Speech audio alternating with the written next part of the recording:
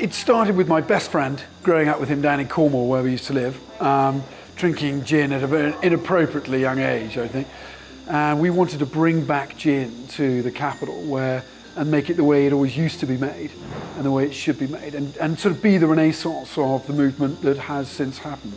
I love the complexity of it, the sophistication of it, but I suppose around all of that is this glorious history that gin has. And we're about where the old and the new meet, and I think Sipsmith celebrates that brilliantly. So you'll always find threads of London's historical roots of gin in everything that Sipsmith does. Pioneering is a word we've always used, but being careful to use, because I think it can be overused. But when we first started approaching the government to give us a license to distill a gin in London, there was no one alive that had issued a license since 1820 to another distillery in London.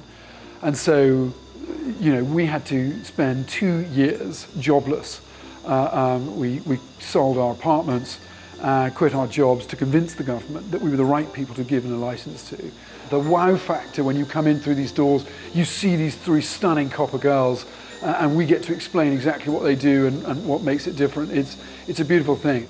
When you look at London today, it is the global capital of the world in many different reasons and guises. It is that, and West London is the gateway to that. And I think it's an incredibly exciting part of the global capital of the world, let alone the UK's capital. We've got an ambition that over 60% of what we produce in the next 2 years will in fact be internationally, making sure, of course, that we protect, nurture, and make more sustainable all the business that we've developed in the roots in West London, London and beyond. So international's an unbelievably important part of where it goes, but we would be nothing internationally if we didn't have our roots in London.